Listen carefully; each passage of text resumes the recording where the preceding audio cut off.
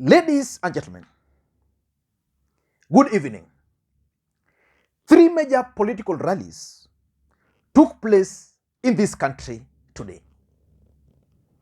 William Ruto led the entire Kenya Kwanza brigades to Kakamega's Bukungu Stadium. I've already done a critical analysis about that particular rally. In case you missed it, please, you can check it out there. Martha Karua was in Eldoret. And majority of you guys here are requesting for an analysis about Martha Karua's trip to Eldoret. Maybe we should do something about it. And then Raila Odinga and Kalonzo Musyoka were in Machakos County. I want us to do a critical analysis about Raila Odinga and Kalonzo Musyoka's trip to Machakos. Because that rally is significant, politically speaking, in so many ways. For those who follow the politics of this country, Kalonzo Musyoka was Raila Odinga's running mate in the last election. Then at some point, Kalonzo Musyoka dumped NASA coalition to form One Kenya Alliance. When Mudavadi and Wetangula left One Kenya for Kenya Kwanza, Musalia Mudavadi insisted that he was still going to go up to the ballot. At some point, he joined Raila Odinga. Then from nowhere, Stephen Kalonzo Musyoka just disappeared from the political scene. Then recently, Stephen Kalonzo Musyoka made a comeback to Raila Odinga's circles. So the rally today is significant because it's the first rally Raila Odinga and Kalonzo Musyoka are holding in Ukambani region. Ukambani region is one of the counties which are going to determine who becomes the next president of the Republic of Kenya. For those who've been here for a long time, I've always indicated and stated that two regions, that is the Ukambani region and the Luhya nation, will determine who becomes the next president of the Republic of Kenya. Ukambani is key because of these three main reasons. Number one, William Ruto had a clear strategy of consolidating Central Kenya or Mount Kenya region and Rift Valley, and then fight with Raila Odinga in Coast and also in Western. His wish was that Kalonzo Musyoka was still going to go up to the ballot.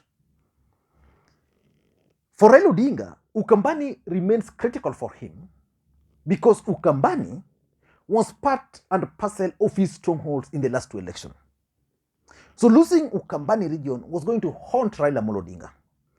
Kalonzo Musyoka has, or Ukambani region has around 1.6 million votes. If you add the diaspora, close to 2 million. Assuming Kalonzo Musyoka was going to run alone, then Raila Odinga was going to miss out on those. So it meant that Raila Odinga had to go to Mount Kenya to get those votes. And of course, William Ruto was also dealing with him in Coast and in Western. The fact that Kalonzo is not back with Raila Odinga is significant for Raila Odinga. The question is, will he deliver Ukambani region again? So that's number one. Number two, Ukambani and this particular rally is significant because Raila Odinga is keen on locking William Ruto out of Ukambani. And not only Ukambani, also in Nairobi. The truth of the matter is that Kamba Nation voted for Raila Odinga in the last two elections. Now with Kalonzo, they are likely to vote for him. In Nairobi, the population of Kambas are so high.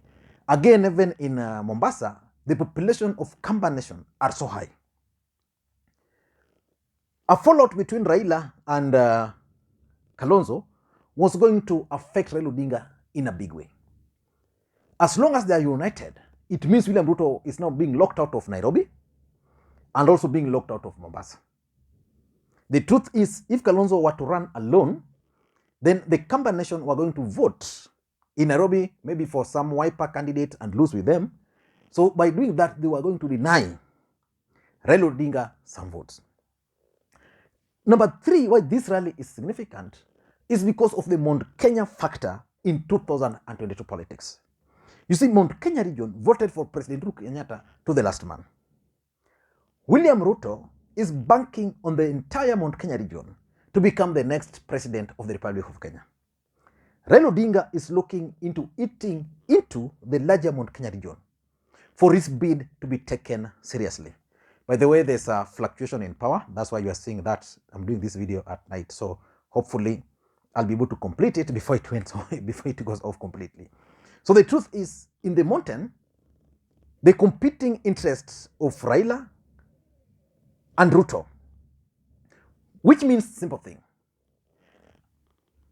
If Raila Odinga is going to gain in the mountain, of course he's gaining because in the last 2 elections he had 2%. Now, assuming he's going to get 20%, it means those people would have voted for Ruto, but now they are voting for Raila.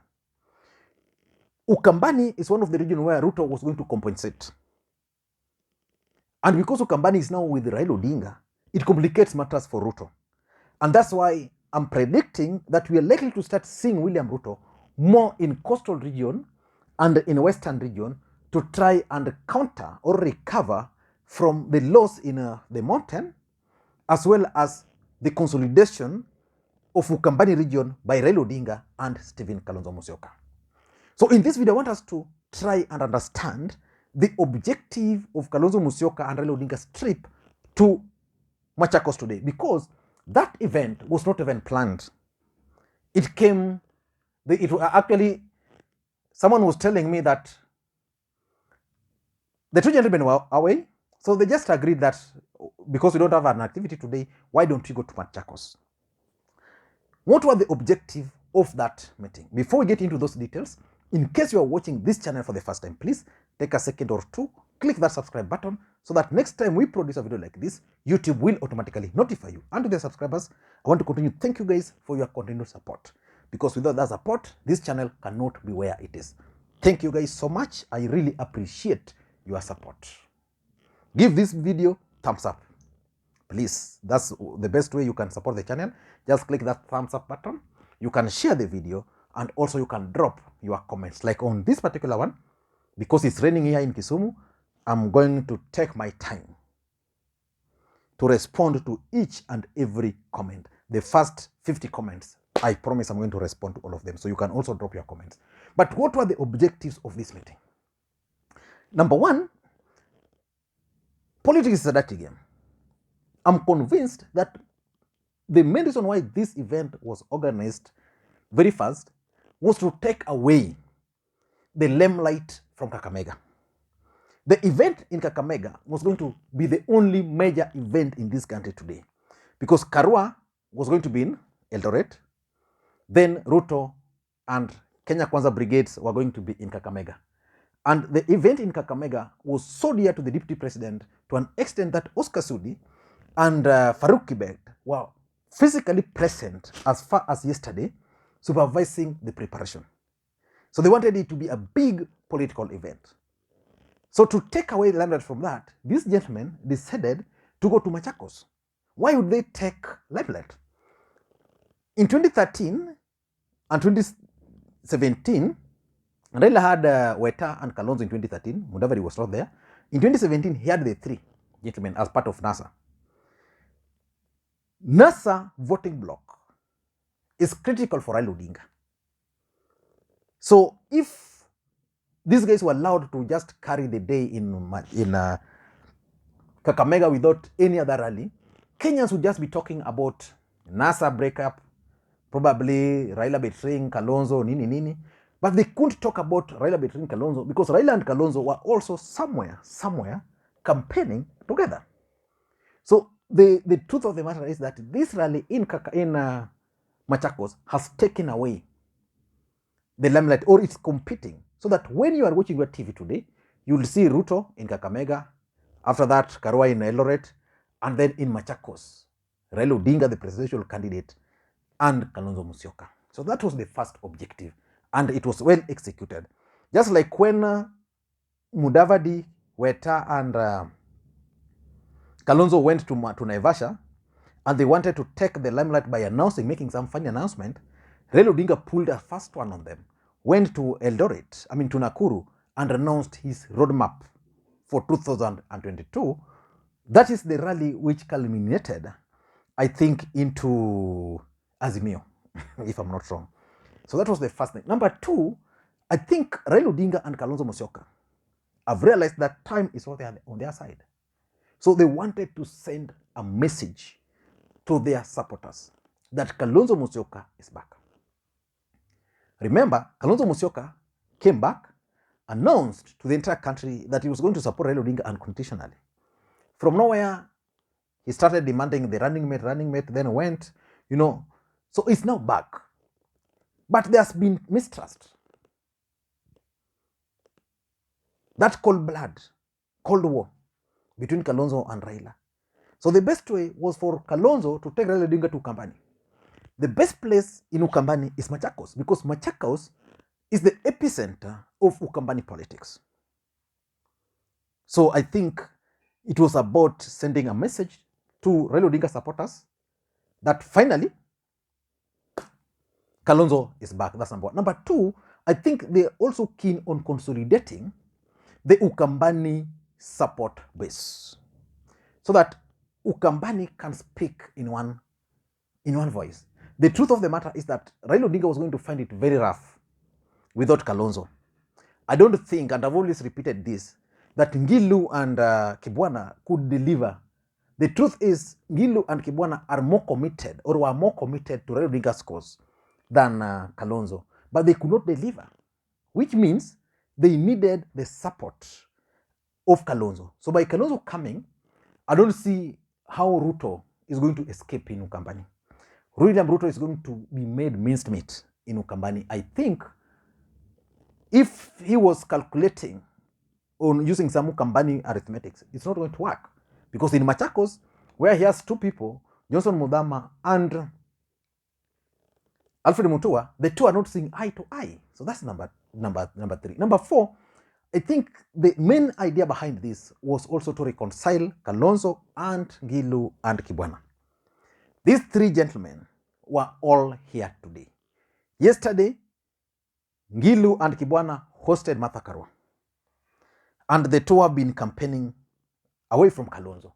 For the first time, I saw these gentlemen together. So I think they've now agreed that time is not on our side. Let us work or campaign together. And lastly, I think the truth is these guys met so that they could harmonize their campaign strategy. How are they going to campaign, especially in Ukambani? Because if you remember, the names of campaigners Raila Odinga announced for Ukambani excluded Kalonzo Musyoka, because by that time, Kalonzo Musyoka was still out. So Kalonzo Musyoka is now in. How is he coming in? Who are members of his team who are going to join the other team? Or is the other team going to be disbanded so that a new one is formed? I don't know what you think, but for me, that is my take. And to conclude, William Ruto has been kicked out completely out of Ukambani politics. Thank you guys, and please, may you have a good day. Bye-bye.